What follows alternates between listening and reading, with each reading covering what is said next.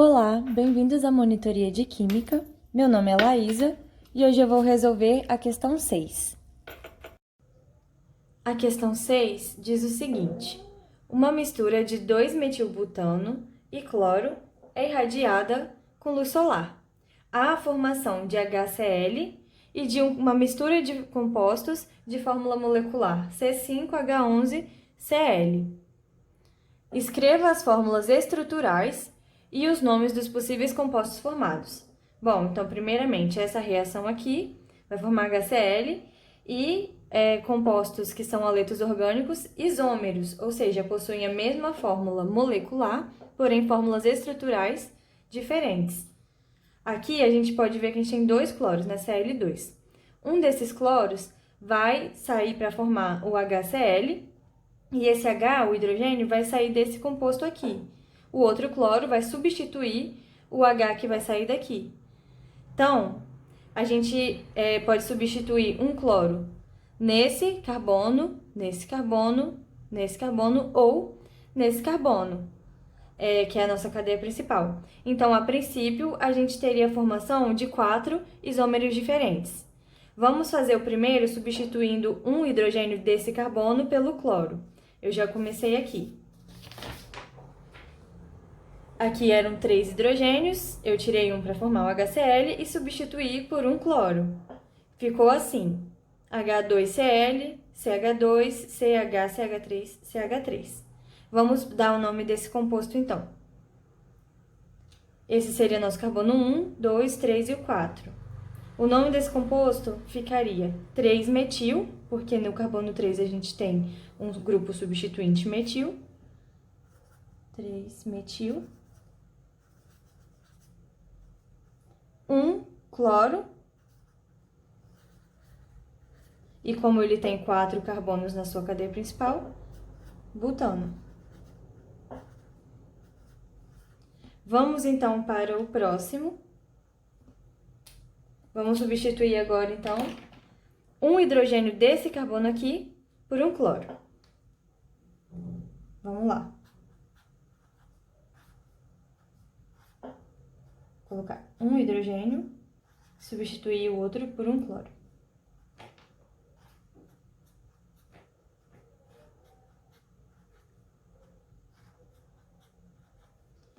Muito bem. Quando a gente olha para esse composto aqui, a gente pode perceber que esse carbono ele vai estar ligado a 4 grupos substituintes diferentes, que seria esse grupo, um metil, um hidrogênio, um cloro e esse grupo aqui.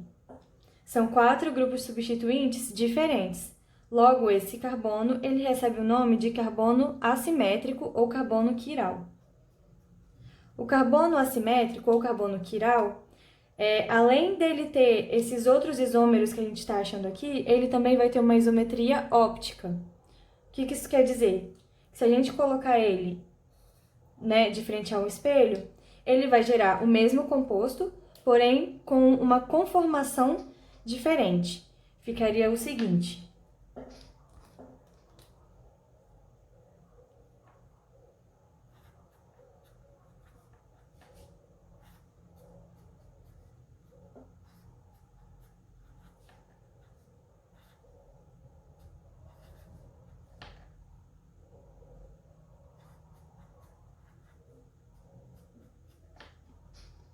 ele é o mesmo composto, esse carbono aqui também vai ser quiral. Os grupos substituintes são os mesmos, que é esse. Porém, a conformação deles é diferente, eles conseguem se sobrepor. Portanto, esse carbono é o carbono quiral. E o que vai dar essa diferença? A conformação deles. Quando a gente for fazer a nomenclatura, a gente vai ter aqui 2 nomenclaturas diferentes, devido à conformação. Esse, a gente vai colocar os substituintes em ordem de prioridade. O haleto vai ser o prioridade. Depois é por tamanho da cadeia carbônica, como esse aqui é maior, esse vai ser o segundo. Esse vai ser o terceiro. O hidrogênio a gente joga ele para trás, a gente está olhando só para esses 3 aqui por enquanto. Então, quando a gente faz isso, a gente vê que a ordem dele é essa daqui. Ele tá indo no sentido horário, ou seja, tá indo para a direita. Então, ele vai ser destrógeno.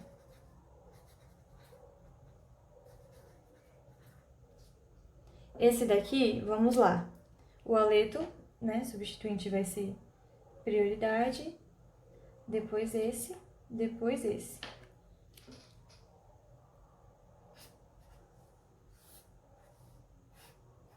Esse está indo no sentido anti-horário, vai receber o nome de levógiro.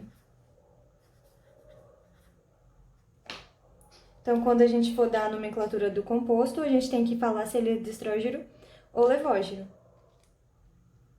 Nesse caso, vai ter os dois, né? Mas a nomenclatura dele vai ser a mesma porque é o mesmo composto. Então, vamos lá.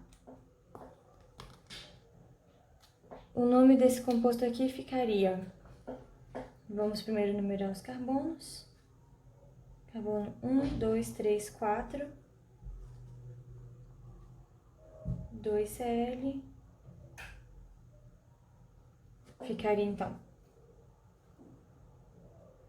carbono 3-metil, 2Cl. Deixa eu pegar de azul. Vou colocar aqui, né? Carbono 1, 2, 3, 4. Ficaria 3-metil, 2, cloro, butano novamente, porque são 4. Aí ele pode ser destrógeno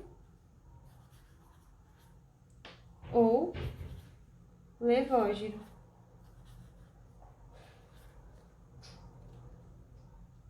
Vamos agora substituir por o hidrogênio deste carbono aqui.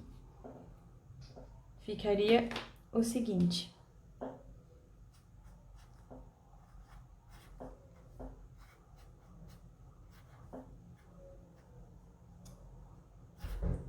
Isso aqui tá errado.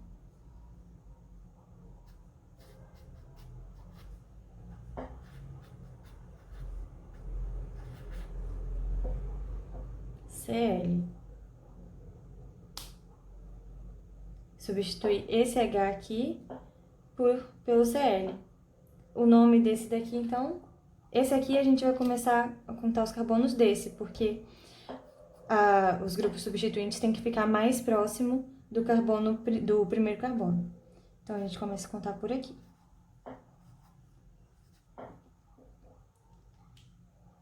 Vai ficar, então, 2-metil, 2-cloro, butano. Na verdade, quando é os dois no mesmo carbono, a gente põe por ordem alfabética. Então, ficaria 2-cloro, 2-metilbutano.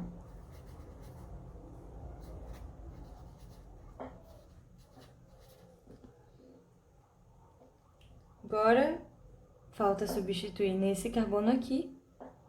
Vamos lá.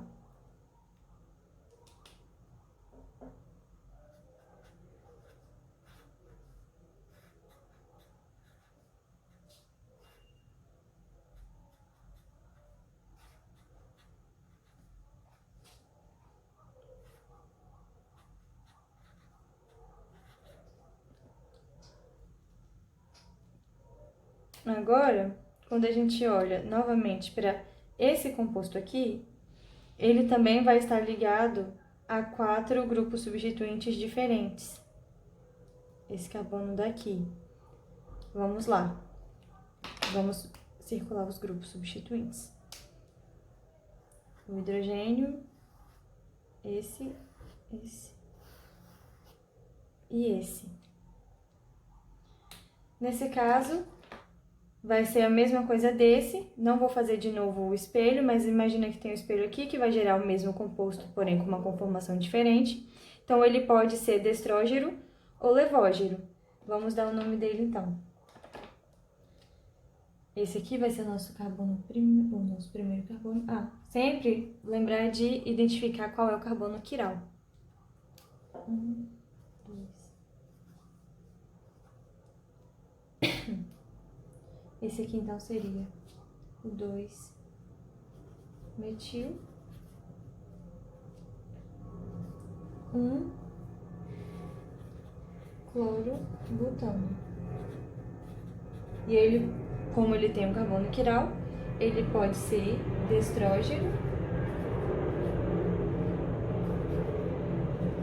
ou levógeno.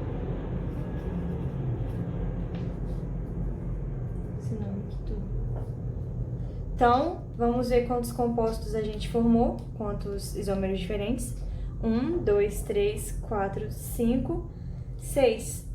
Foram 6 compostos com essa fórmula molecular aqui, então. Ainda na questão 6, tem a seguinte pergunta.